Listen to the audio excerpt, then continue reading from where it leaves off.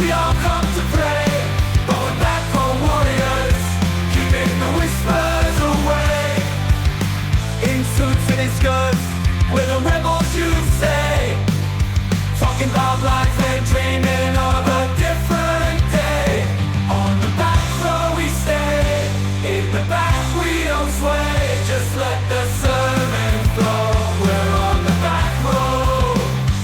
It is time for another episode of the Cultural Hall. It is an Articles of News episode, and the co-host for this particular episode is the news wizard Verlin. Welcome in. Thank you. I got to tell you, we're getting some new news co-hosts, and if people are interested, we're going to have a little period of time where you might hear some voices that you'll hear one time and you'll go, oh, I really connected to that person, and then you may never hear that person again. Verlin is not one of those people, but if you're interested in that, there have been a couple of people who have emailed me, contact@theculturalhall.com, and I welcome it. We are going to try a new musicologist or hypnotist, the person not comfortable with taking over Mr. Mayor's hypnotist title. So we're going to have to think of a whole other nickname. That's what's the hardest part, right? Hymnatic. Yeah, hymnatic. Okay. Golly, I feel really passionate about it.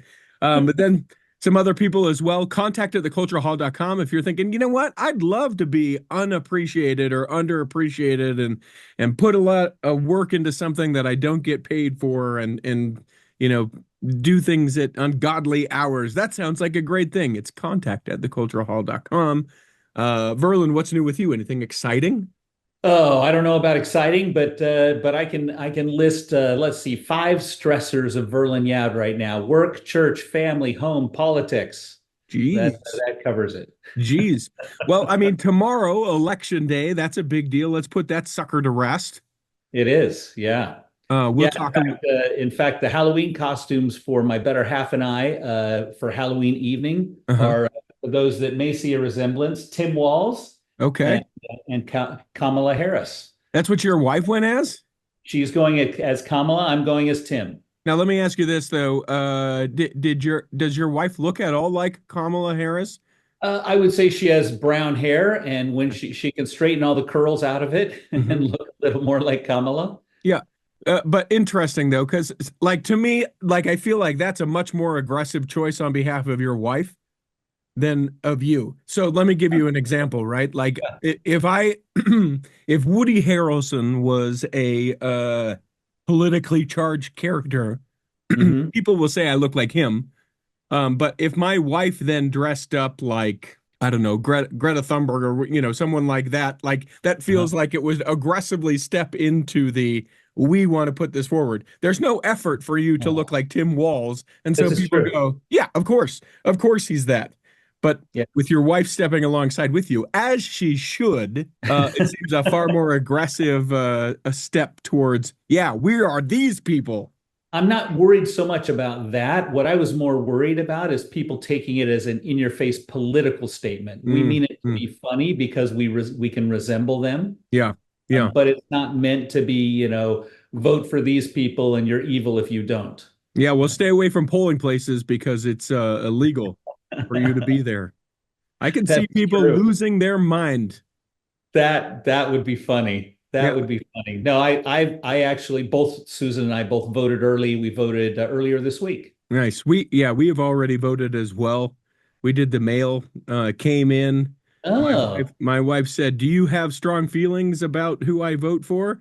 And I said, yes. And she said, will you do it for me? And I said, absolutely not. No way. Yeah, no, I do not need that, nor would I ever do that.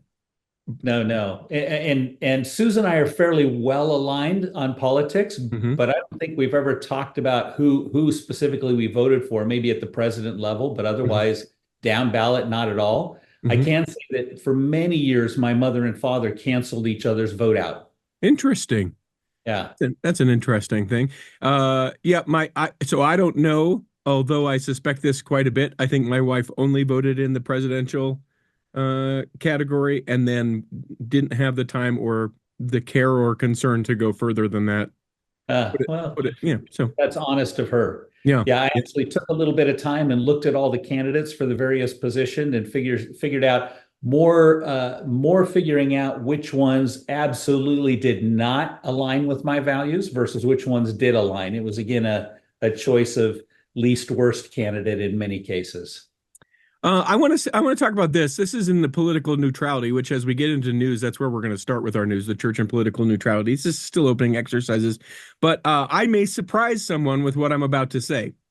So there was a woman, the sweetest. All of my friends in this neighborhood, in this ward, all my friends are octogenarians. So I don't have anyone close. I'm not, and that's not a joke. That's serious. So if I moved into the ward, I could be your youngest friend. Is that what you're Yeah, saying? by far. Awesome. Because I think just for a lot of reasons. But there's something about anyway, doesn't matter. She put a Trump sign in her yard, and Mhm. during testimony meeting, I didn't mention her, but I was like, at first I thought, I was sort of enraged by this thing, this sign being there, and then I realized, and I thought that I delivered this in a pretty great way. I thought, how great is it that we can have different political views and that we can all worship Jesus and our heavenly parents together. And isn't that great, right?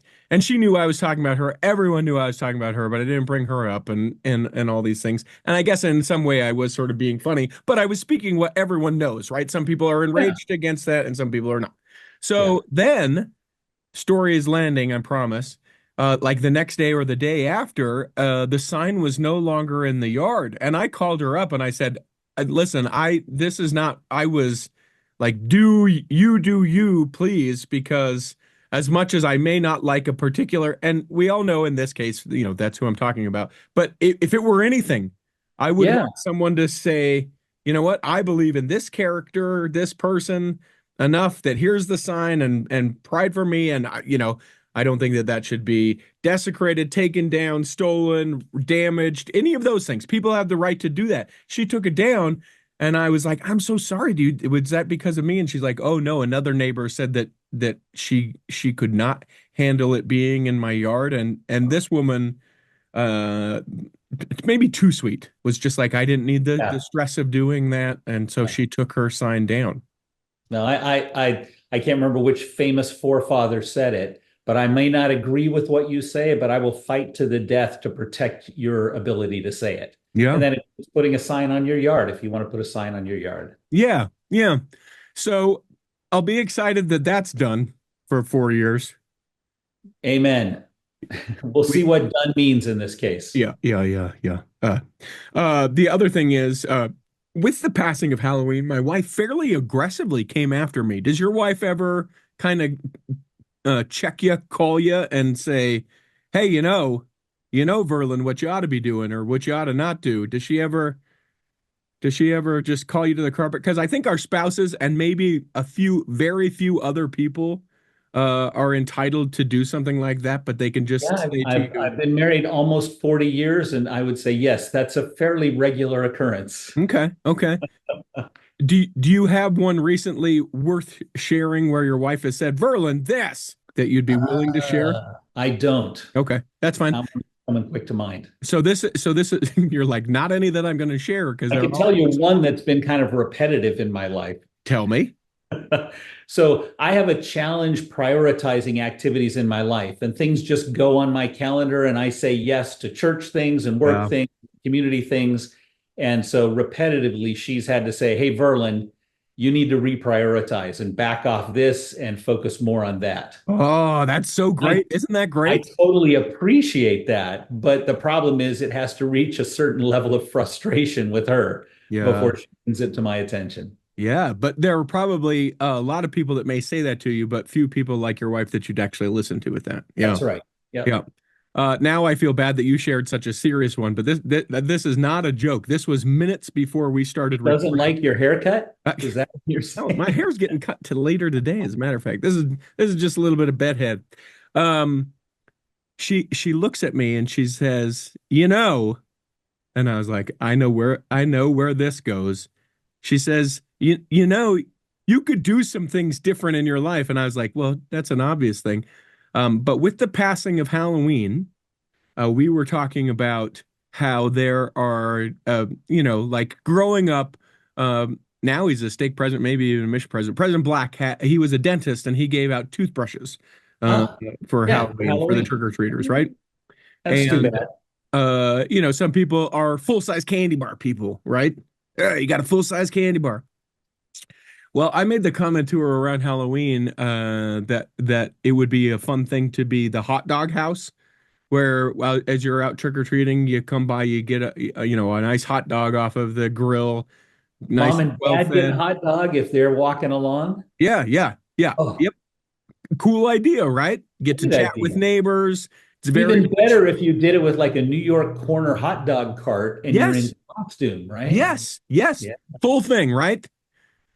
She essentially said, "I don't understand why you're not doing that."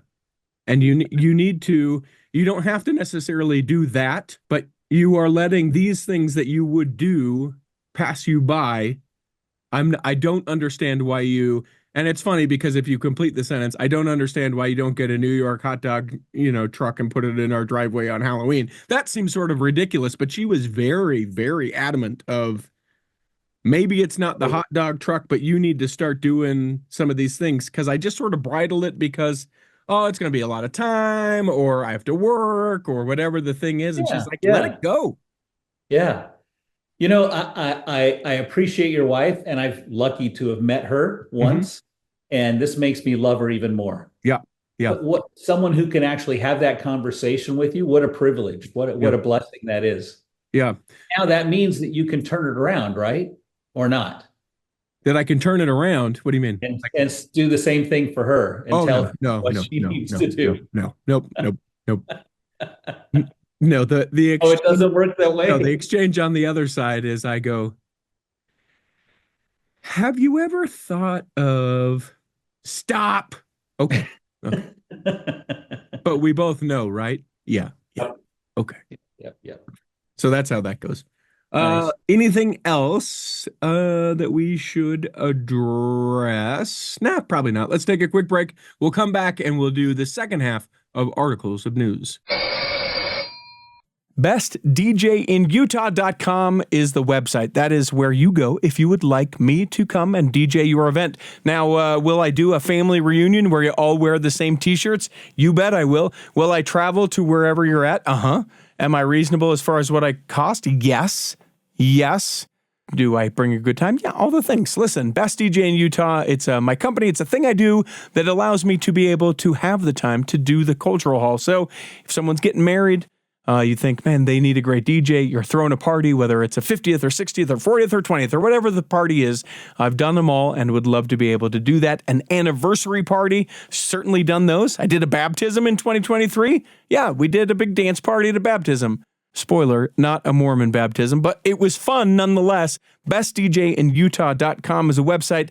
I will get back to you within 24 hours with a quote. Come on now. BestDJinUtah.com. Imagine running a small business today. It's challenging. Imaging and internet presence is an absolute must. Even with that, you're still a small star in a bright cyber universe. Now, imagine you have someone who understands how to get your site designed for your talents and then easily searched by potential clients. Imagine Lennon Design. Whether it's strictly a website or a whole package of logo creation, advertising media, and promotional materials, Lennon Design is your partner in business. They'll test the boundaries of their imagination to create something unique for you. When you need creative, affordable design, let it be Lennon Design. Call 801-699-3022 or visit LennonDesign.com. Here in the second half of Articles of News, we almost do Articles of News, but Verlin, who, though older than me, has a better memory than I do, said, no listener emails this week. And I said, no, oh, yes, there is. Contact@theculturalhall.com is the email address. This from Paul. Paul says, I want to thank you for a great show. It's not a podcast, in my opinion, especially a couple recent episodes. Episode 841, Chaplain Jenna Carson, is one that I connected with very much. I'm an Air Force veteran, was honor guard for part of that time. I had the privilege of giving the folded flag to the next of kin at several funerals of all denominations. That was truly a humbling experience and helped solidify my testimony of my Savior, Jesus Christ, which, P.S., have you ever seen that before at a Yes. funeral? Yeah. There's nothing like that. Like it's a thing. Spine tingling every time. And I think is lost because not as many people are serving in the military, and we have all of those sort of issues at play. I don't know if it's appropriate to just attend the graveside service of someone you didn't know, but if it is, I would encourage someone, if they know that that's occurring at that, it's a patriotic experience like nothing else. I've seen it a couple times, cried like a baby. Yep, absolutely. Okay, now back to the rest of the email. Episode 859 with Laurie Lee Hall was eye-opening. Therefore, my compassion for everyone, especially those that are LGBTQIA plus. I have known several gay men growing up with a married couple as good friends. One question came to my mind after your visit with Laurie, and that is, could she be baptized as a new member?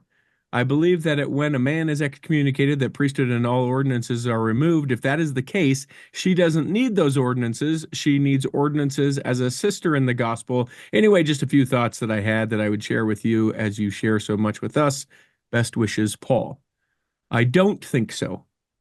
I don't think that Laurie Lee Hall could be baptized as a female member of the church. I'd have to go check the handbook and see what the actual instructions are, number one, for women. But number two, the complicating factor is when an individual has lost their membership and then is rebaptized, the blessings and the ordinances that were left behind are restored, not necessarily redone. So, no, I don't think so, because it's two different parts. Yeah, take it from an excommunicated professional. Of course, because just baptism could feasibly be done. I agree. Yeah, but probably would not because of where the church stands with transitioning and transgender presently. So yeah, but the other part, the restoration of blessings or the ability to be able to enter the temple again would not be available because all would be restored. Interesting question, Paul. I don't think so. Someone will let us know. I am sure of it. Contact at theculturalhall.com as to what part of the handbook that let us know whether it's allowed or whether they think it should be allowed. One or the other. Yeah. No, we know what most. I feel like we have a fairly good pulse on what people listening to this who would think should be allowed, but I don't. I think it's it has been tightened up that loophole is not there, but I can see that it existed previously. So. Thank you for that email, Paul. Thank you for listening. Contact at theculturalhall.com for all emails. It's worth giving a shout out to Grant. Grant does our YouTube channel. If you did not know, The Cultural Hall available on YouTube. So find us. It's youtube.com/theculturalhall. The videos there are a couple episodes off of what we get on the show, the podcast feed. Slight delay. It's perfect for rewatching, right? Yeah. Listen to it the first time and then watch it a couple of weeks later. Yes, of course. Of course. And remember that we don't necessarily focus on the video. So if you're like, why does it look like this? Why are they like that right now? Just know it's because authentic. Yeah, it's authentic. It's organic. All right, let's do articles of news. Hit it, Peter. You can't lose articles of news. And away we go. Now, just like always, I said to Verlin, hey, you got an idea of what kind of order you would like to put these in. But I reject your order. I appreciate the effort which you have put. I accept your rejection. I appreciate the order in which you have done this, but I would like to well, to be honest, today was a lazy order. I had an incredibly busy last 48 hours. Oh, kind of a rush job of putting in. Oh, Verlin's so busy. He's so busy, everyone. Well, if you had your priorities in check, Verlin. You're right. Yep. What? Tell me what your wife's first name is. Susan. Susan. Oh, yeah. Yeah. Susan is no nonsense. Susan is the name of a person who goes, Verlin. What? She is. Has she been writing you on the side? Yep. Will you tell him? He'll listen to you. That's right. I'd like to start with some of the stories at the end. So maybe we'll even go in a back order or just make sure we get it all done. I thought this story was absolutely fascinating. There is in the outback of Australia, like a little town, a village. Each day like the one before. That's what it sounded like I was setting up. Little town full of little people waking up to say bonjour. Bonjour, not bonjour. Bonjour. It's Mulga Bore, I think is how you would say that. I think Uh, so. Mulga Bore in the outback of Australia. there are As these the two. Australians say, Australia. Oh, I didn't realize that they blend the yeah. Oh yeah. Okay, geez. Yep. These two missionaries, this is how this is sort of being shared with us all. Elder and Sister Jackson, Mormon missionaries in their late 60s. They visit the remote indigenous community for the third time in a week. This couple is from Arizona. Here's the deal. Mormonism been in Australia since 1840. There's now 157,000 members, 300 congregations. Mormon missionaries have been A couple of visiting. temples or several temples, actually. Yeah. Well, I mean, when you talk about temples, it dates it so much, Verlin. If we say there's 10 temples, tomorrow there could be 35. That's true. I've been to the Melbourne, Australia temple. Gorgeous. Yeah, beautiful. It's a small temple, but it's a beautiful, wonderful setting. The Brisbane area, my grandparents served a mission there, senior mission in Brisbane. We always said Brisbane, and they're like, you guys are so dumb. That's why we left you. So yeah, 300 congregations, 157,000 members, etc. Anyway, so there is this community there. Every single person, LDS, the entire community. Yeah. Yeah, it sounds like there are several communities where there are a lot of members of the church, but this one is 100% members of the Church of Jesus Christ of Latter-day Saints. Now, these aren't huge communities, right? They're Right. in the case of Mulga Bore, it's about 70 people, but there's several other communities that I will try to pronounce and slaughter. Ngawala, Antajiri. I'm sure that one's wrong. Mm-hmm. But the populations range from 70 to a few hundred in each of these, and they are predominantly members of the church. What I think is fascinating, there's a couple parts of this that's interesting. One, would I want to live in a community where everyone was LDS? Maybe. Yeah, there's some real positives to that. Yeah. It sure makes sloughing church hard. That is true.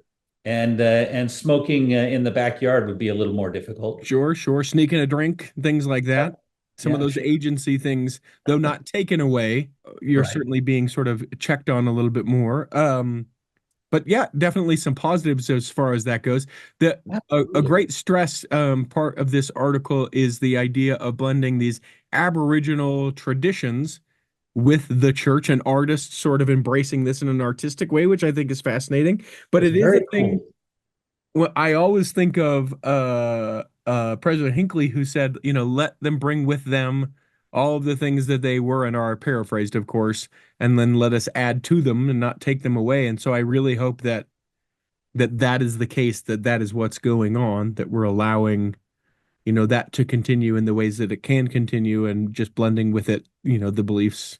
I love the idea of bringing your culture with you. Mm-hmm. If that culture is consistent with the values and the doctrine of the church, why not bring it? Yeah. I love that idea.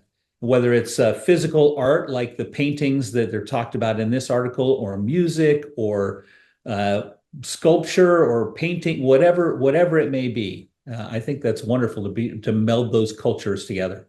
Agreed. But what about correlation, Verlin? How do we? I'm just teasing. I'm 100% joking, everyone. Correlation. I love correlation too. Yeah. But correlate at the minimum level required. Yep. So I thought that was just an interesting kind of discovery. I think that'd be a fun mission to serve. The Aboriginal outback of Australia. You're driving. I wonder how many miles they're putting on those mission vehicles for those of us that used to have limits. I think it's like 70 or 80 miles each way. Yeah, that's what it sounded like. Yep. So a couple hours, sure. Well, they said it's a taxing drive along the rutted red dirt to Mulga Bore, 250 kilometers northeast of Alice Springs. Yeah. So that's what 250 kilometers is like. About 100 miles. Jeez. Like that. All right. Called to serve, Verlin and Susan. Let's do it. Send them to the Aboriginal outback. more like 150 miles, somewhere in there anyways. I'm not perfect when it comes to kilometers, miles. I'm better when it comes to Celsius, Fahrenheit. Ooh, that's good. That is a thing to tout. What I like the idea about you serving the Outback mission is I know that if they ask you, you'll say yes because you have an inability to say no, Verlin. Prioritize your life. Occasionally. It's tough, but you're correct. Uh, I you am always up for a new adventure. That is part of my personality. take one of these random short stories if you wouldn't mind. 11 or 10 on your list or something Let's like go that. with American Primeval because Okay. I can hit one of my guilty pleasures. So there's this new, I guess, limited series coming out on television called American Primeval. It's all about the settling of the West. And of course, the Church of Jesus Christ of Latter-day Saints and the pioneers had a huge piece of that. Hmm. Uh, Brigham Young will be one of the main characters in this. And the person who's been chosen as playing Brigham Young is Kim Coates. I don't know if you know Kim Coates. Bad Blood, Sons of Anarchy, Kim Coates. Yes, exactly. And so one of my guilty pleasures years ago when I was less righteous was Sons of Anarchy. And so I've seen every episode twice. Okay. And Kim Coates was one of my favorite. His character was one of my favorite. Tig, I think, was the name of his character. One of my favorite characters in the entire cast. So Yeah, I think it's the article certainly focuses on the fact that Kim was cast as Brigham Young. I just am interested to see the series. I'm me too. interested to see how much it gets right. It's on Netflix. It doesn't come out till January, but yeah. It's something to look forward to. And I loved his reaction too. They asked him, what did he think about playing Brigham Young? And he said, everyone says, it's a big challenge to play someone real, blah, blah, blah. But his quote was, it was an offer of a lifetime. Yeah. I think Yeah. that's a really interesting reaction from someone who's done the kind of work that he's done, both in movies and television. Well, and then, it goes into how he prepares, learning more about Brigham Young and all of the different things. It'll be interesting to see. One of the things that I like about Kim and the way that he's able to portray characters is there's a lot going on that you're not hearing him say. Like, Yeah. and whether that's just because that's how he looks or those kind of things. I think, He's very edgy, yeah. and most of the roles I've seen him in, he's almost on the edge of a little bit of insanity, a little bit of beyond normal, and and so I'd love to see how he plays Brigham Young and brings that to the character. And hopefully people will hear this in the spirit that it is. I would imagine Brigham Young was a little bit like that. I don't think that's speaking ill of a prophet, but I think that probably Brigham Young was a little on edge and just a little, like, A little unpredictable. yes, Yeah. yes, Yeah.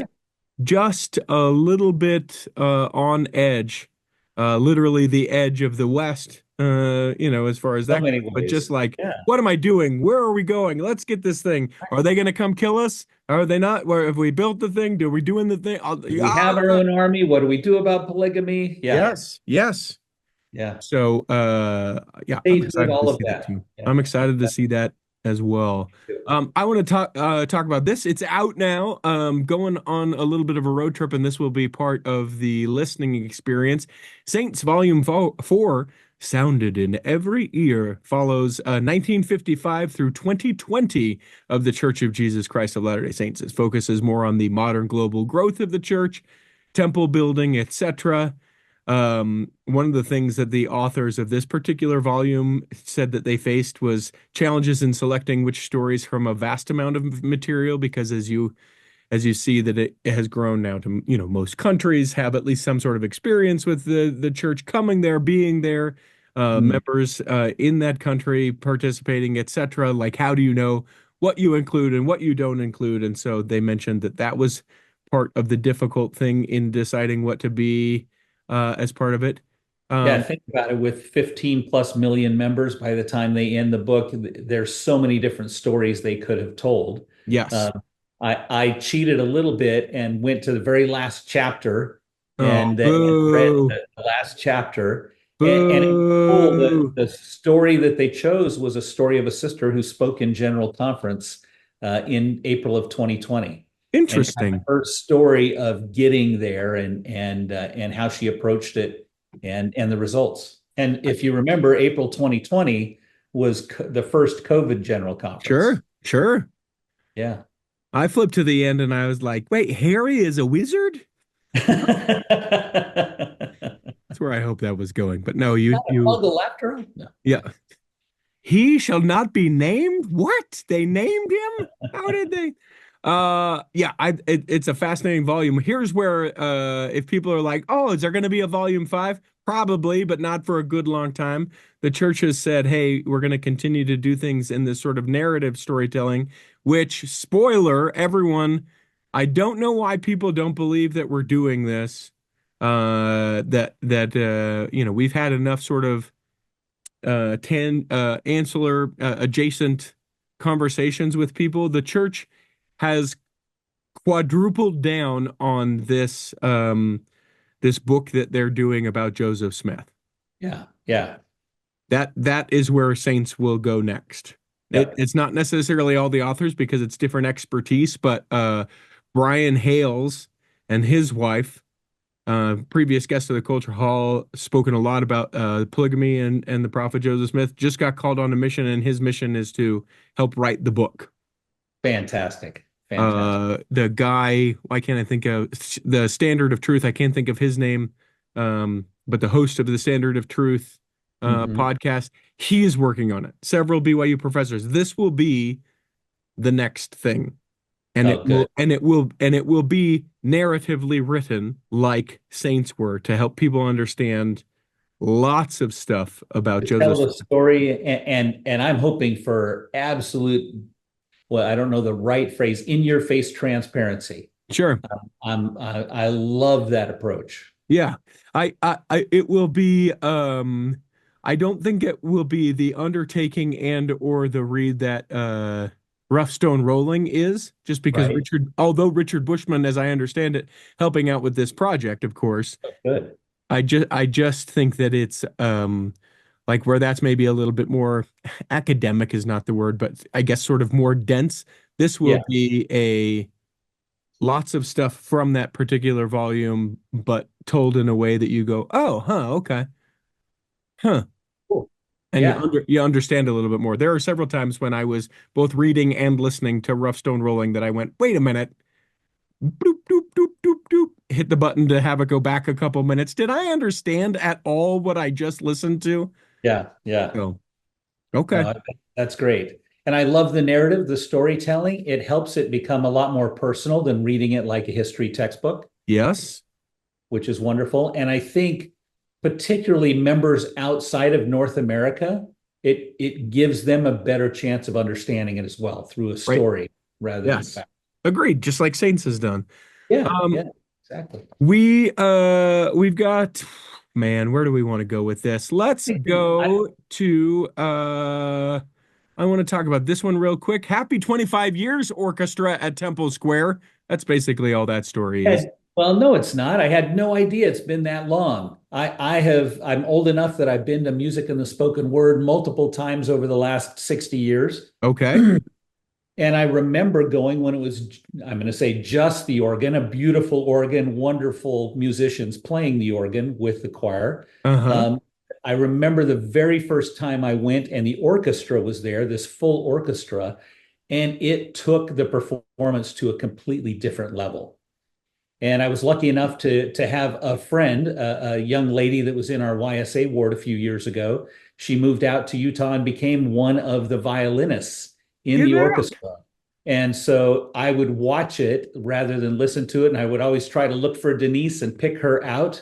And then when I went and watched it in person, I got to see her perform live a couple of times as well. So amazing experience. But they don't get paid, do they?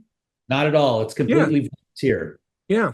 But it puts a pretty strong stripe on your resume to play with such a recognized group. Sure.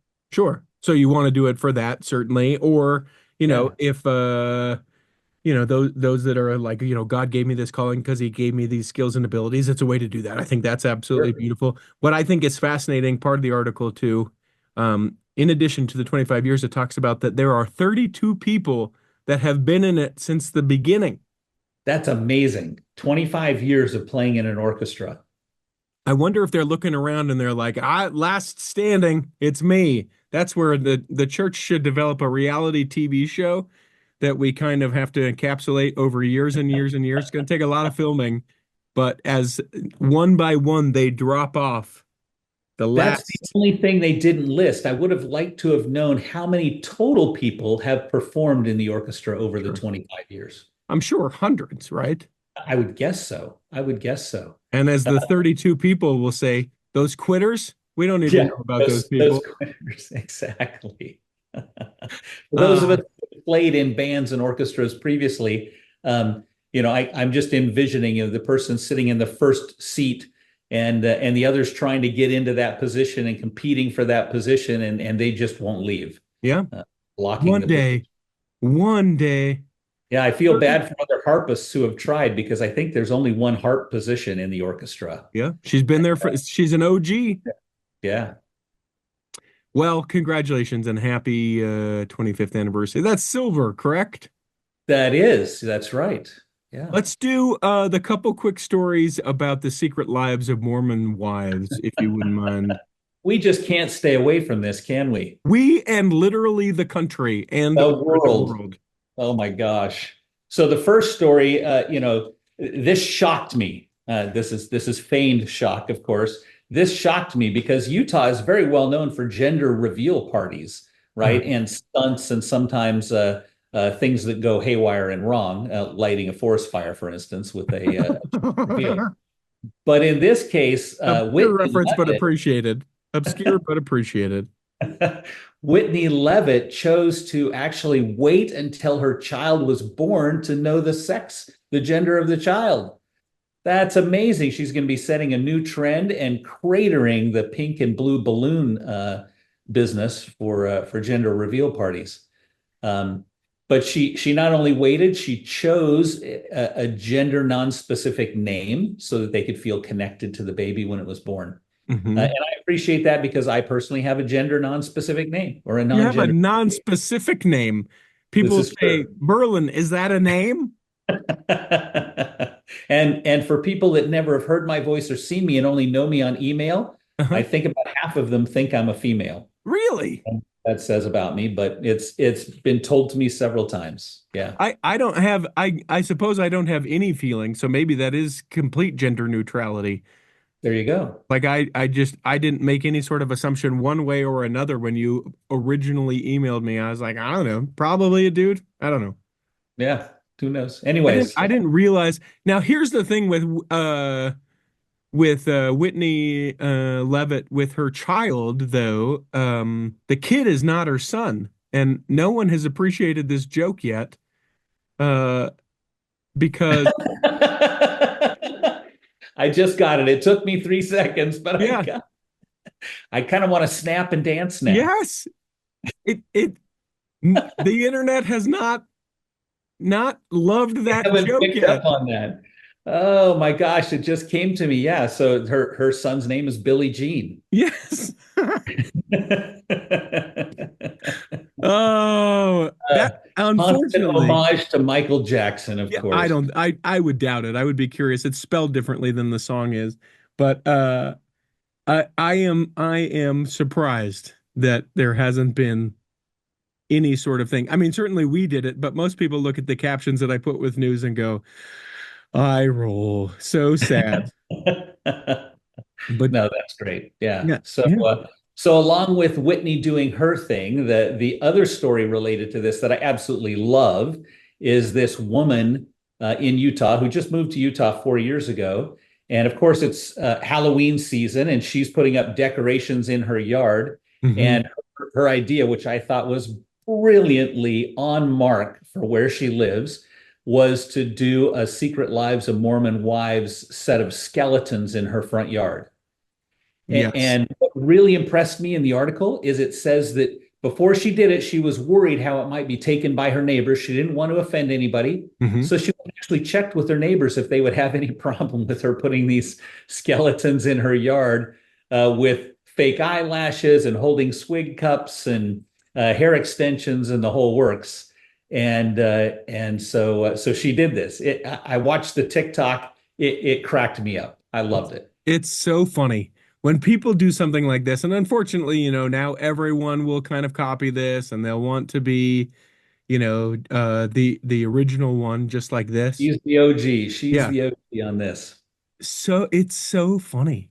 Clever, funny, on point, timely. It ticks every box, as the British would say. It's 12 foot tall and has the giant swig cup. I just think it's so great. It's so awesome. great. I love when people can be that clever, that funny. I can't ever succeed in doing that.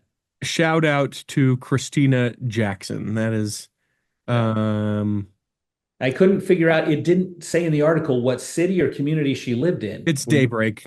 Is it Daybreak? Okay. Oh yeah, so very obviously Daybreak. The official Swig TikTok reacted saying, "This is everything to me." Macy from the Secret Lives of Mormon Wives said, "Too good" in the comment section. Yeah. So it has received a rousing welcome. Well, I have a few friends that live in Daybreak. I want all of them to go and take pictures and send them to me. It's so funny. It's so funny. That's great. That's great. The last story with the Secret Lives of Mormon Wives, just a quick thing that's interesting. It is the top show for Hulu this season. In a total, Hulu received $73.8 million in earned media value during September. That's a notable 66% month-over-month increase.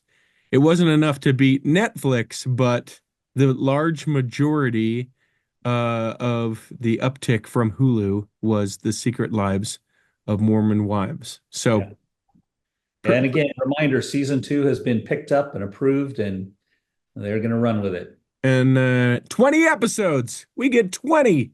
Oh my gosh, 20 in the second season. I can't wait. Do you know? Is there a way, if I'm watching it, is there a way to speed it up like you can with podcasts? Excellent question. 1.25. I need to figure out how to watch Secret Wives at 1.5. Excellent question. I don't think so. Not, and to be able to like watch it, like how you would listen to something and it would be sped up. You can certainly speed through it. That's what drives me crazy about the way my wife watches TV. She loves some of these reality TV shows, but she doesn't like the background stuff. So she can kind of tell when the drama is going on, and then she'll fast forward to it, and then she'll watch that, and then the like background, get to know the person. She's like bloop bloop bloop, fast forwards through, and I'm like, we don't know what's going on or care. I can't watch that way. No. She says, "What, do you want to just flip through channels like you do?" It's very fun to watch TV in our home. Very, very fun. Let's see. Let's go to, because I want to end, because tomorrow being election day, I want to end on the political stuff. How about we do you pick 4 or 5, and I'll take whatever you don't do. Okay, 4 or 5. I'm gonna go for number 5. Take it. So as usual, there's people doing crazy things around church buildings. This was a short article. Evidently, in Cottonwood Heights, a man was taken into custody and arrested. Cottonwood Heights, by the way, just so people know, it's basically Salt Lake. It's sort of southeastern part of Salt Lake. There will be a temple there, but it's not going to be announced for a couple general conference sessions. They do. They know where the land is. It's up by this beautiful pine tree farm up on the hill on the East Bench.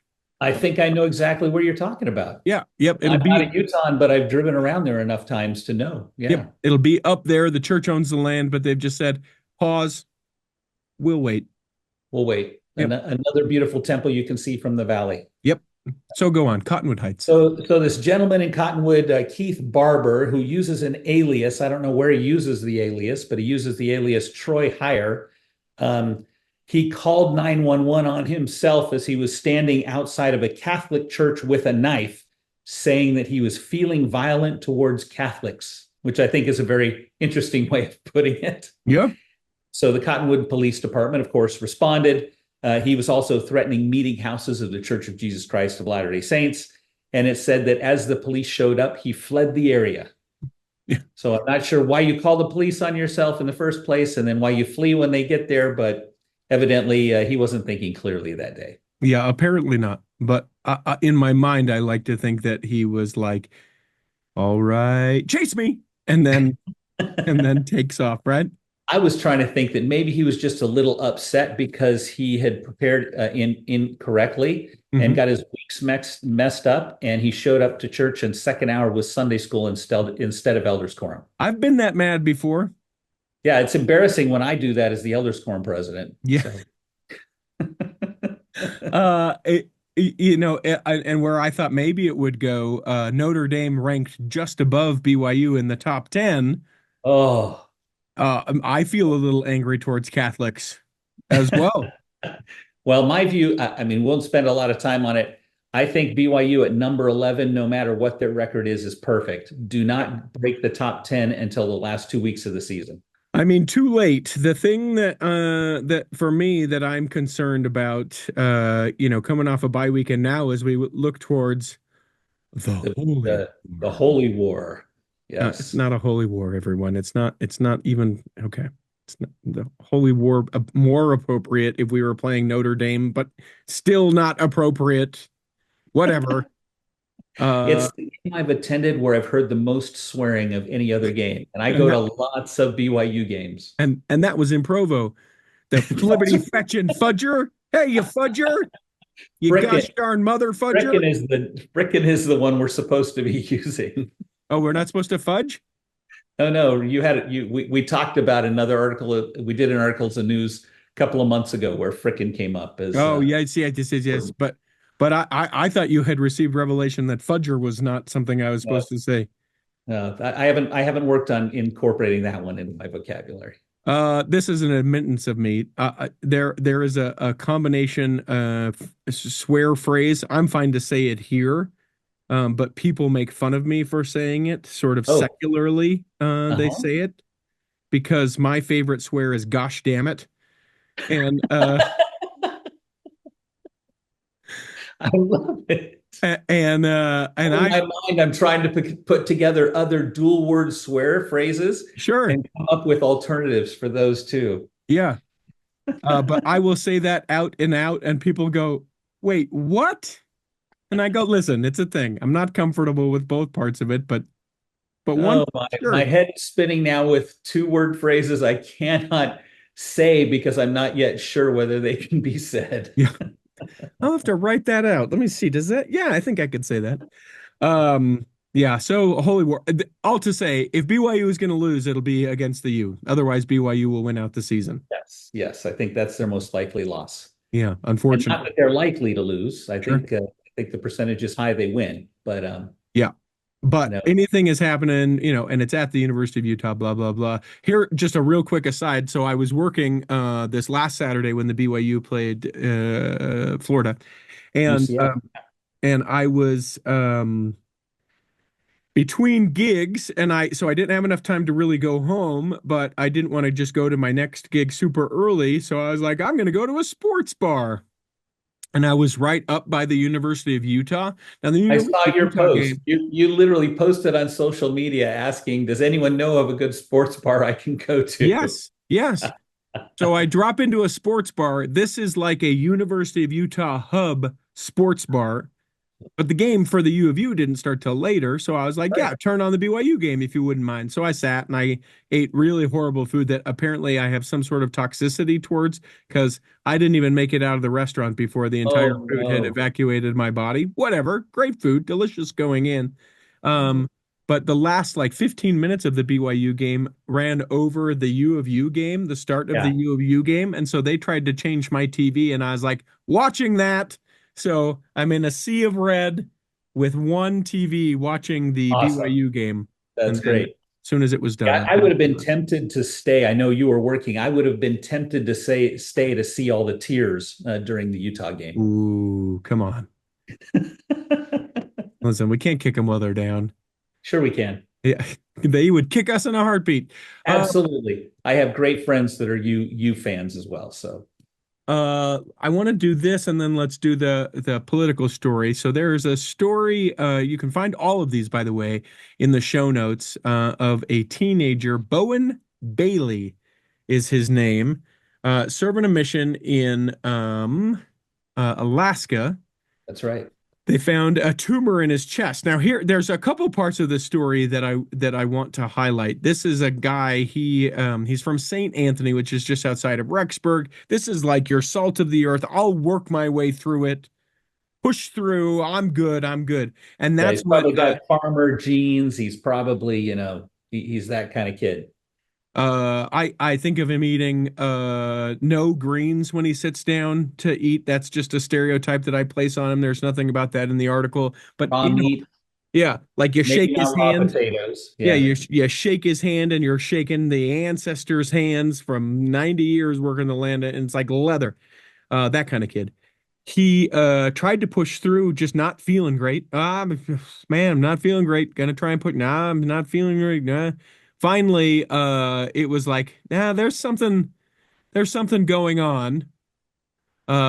They did an exam, and they found out that he has a large tumor in his chest. Initially, it was misdiagnosed as pneumonia and tuberculosis. So he began. So a pneumonia diagnosis and tuberculosis are two totally different things. Yeah. Right. Yeah, they just had completely not got it right because, do you think that you have a tumor? No. Yeah. You think it's clearly got to be something else. So pneumonia, maybe this is pneumonia, things all off. Tuberculosis, maybe that's it. He is found to have nodular sclerosis, Hodgkin lymphoma. The tumor located in his chest is intertwined with his heart organs and rib cage, making treatment very complex. He has now begun chemotherapy and will undergo treatment every 2 weeks for 2 months. The process will be repeated until the cancer is gone. In the show notes, you can find a link to the GoFundMe to help this Elder Bailey out. If you are of means to be able to do so, encourage you to please and thank you. Go and do that. Yeah, they have a goal to raise $50,000. Mm-hmm. If everyone listening to this episode goes in and not only contributes $5, but calls their friends and shares it with their friends, I'm sure we can get that and much more. Yeah, if everyone listening did that, we'd get $5. But the sentiment of what you're saying, valid. Yeah, and people should do it. Seriously, though, all jokes aside, if you're of the means to do it, and we have started, peeling back the curtain a little bit, we have started doing giving a little differently in our home, designating a certain amount of giving that we can see the not the fruits necessarily, but like see the individuals or know impact, something more local. Specifically. Yep. Yeah. So encourage people to do that. And then let's end on politicalness. Where should we start? Well, let's start humorously. Okay. We've talked about the majority of this. We Previous have. guest of the Cultural Hall, author of Romney, A Reckoning, McKay Coppins wrote in the Atlantic about the Veep-like comedy of errors that... A quick question. Have you interviewed McKay? Yes, a couple times. So I thought so. Yeah, about his book, and then before that, just about him. Yeah. They were great interviews. What a smart guy. Oh, he's great. Who's really tapped into what's going on in politics, but with a very strong church awareness and testimony to go along with it. Yeah. The one thing that I didn't know about this, so it's talking about how the Trump Mormons for Trump essentially tried to sell coffee mugs and beer koozies, and we sort of had a laugh about that. And then everyone who doesn't think we should ever laugh about President Trump as like, you can put sodas in koozies and drink hot chocolate from coffee mugs. I know, but they were branded as coffee mugs and beer koozies. Yes. Beautiful. Then the other thing that Second one I had not heard of was they on the website, they actually put up a photo of President Nelson yes. on the website. And we all know that the church is neutral politically. And so someone reached out and asked them, did they have permission to do that? And it mysteriously disappeared overnight. As it should. Yes. Yeah. And then the third part is that, this particular group said, hey, come to Nevada, come and knock doors with us in Nevada over General Conference weekend. Yeah. And then let's hold our biggest rally on a Sunday afternoon. Yeah. When people generally are doing other things not related to politics. Yeah. No, I loved it. And I loved his reference to Veep and that comedy of errors. For people that have watched that show, it's like The Office for politics. Yes. Right. Yes. It's the absolute ridiculousness of what politics could be. So let's do the story about how we don't want to talk politics at church, because I certainly think that there will be lots of conversation with the culmination of the election. I hope. Yeah. I hope it's done. That people will want to talk about it. But that they'll want to talk about it, but we don't actually want to talk about it. Talk about this survey. This is an interesting survey. A survey was done of believers of all kinds, of all different denominations, but it included almost 200 Latter-day Saints in the survey. So they came out with some results for Latter-day Saints. And what it found at summary level is that members of the Church of Jesus Christ of Latter-day Saints are less in favor of having political conversations in religious settings than members of other religious groups. And I thought that was really interesting and says maybe a little bit about the fact that maybe we are paying attention to the church's neutrality statements and learning to be tolerant of those amongst us that have different political opinions. Yeah. Yeah. The thing that I sort of fear, at least with LDS people, is I think that there needs to be a time and a place, and I think that this is just people in general, where we can have conversations around it. But where some people have received this and said, well, we should talk about it. Boy, I do not agree with that. Yeah, me neither. I think part of the problem is we've lost the art of having civil political discussions. And so some people feel like church is the one place that they're together and everyone's going to be nice and not, push back on me so hard. And that makes it even more awkward. Yeah. More difficult. I like the idea of being able to talk about values. Particular values, that there are certain values that the Republican Party espouses that are beautiful, that I love. And there are certain values that the Democratic Party loves and espouses, and the Green Party, and all of these different things. I don't think that any of them, certainly for my money, I don't think any of them have all of the things. But I think to be able to talk more about a values-based, like, what do I think about this, as opposed to you should do this. I can't believe you do that. That guy, that girl, what? Yeah, I thought it was interesting. The data shows that 47% of Latter-day Saints think discussing social issues is an important part of religion. And that goes to your point about we should be talking about values, right? That's kind of social issue based. And 22% said discussing political issues is an important part of religion, which of course is a minority. But that was fewer than any other group across the board. So fewer than the number of Baptists or Catholics or Seventh-day Adventists or whatever the denomination may be. I thought the other interesting one was they said that 3% of Latter-day Saints said they turned to faith to express political views.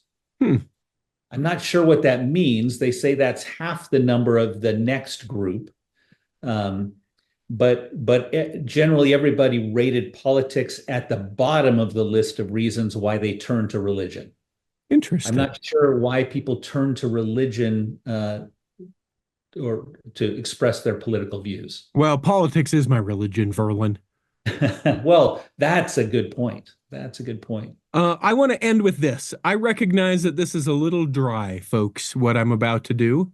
I recognize that you may go, oh, why is he doing this? Why is he choosing to end the episode this way?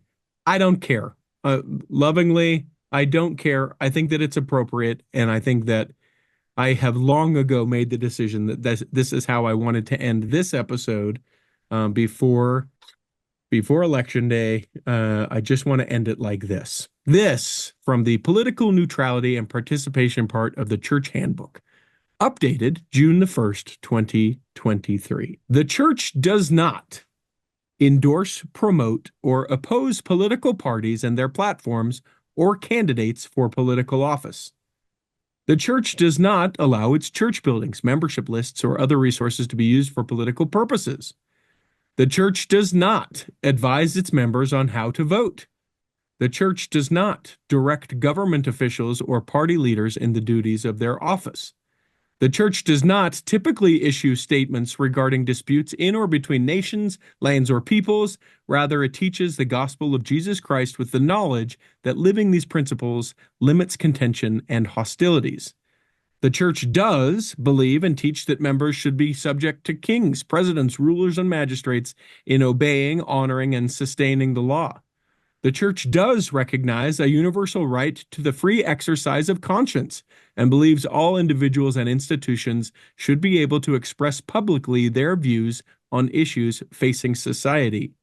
The Church does encourage its members to play a role as responsible citizens in their community, including becoming informed about issues, voting in elections, participating in governance processes, and, as they desire, seeking for elected, appointed, or voluntary office. The Church does encourage its members to engage in political process in an informed and civil manner, respecting that fellow members of the Church come from a variety of backgrounds and experiences and may have differences of opinion in partisan political matters. The Church also encourages its members to keep all communications, including on social media, respectful and aligned with Christ-like behavior. The Church does request that candidates for office not imply that their candidates or platforms are endorsed by the Church. The Church does provide humanitarian assistance around the world, including areas of international conflict. I have to work on the social media one myself. Yeah, me too. Oh man, I am a warrior. I am trying hard to be more Christ-like, but sometimes it's a challenge.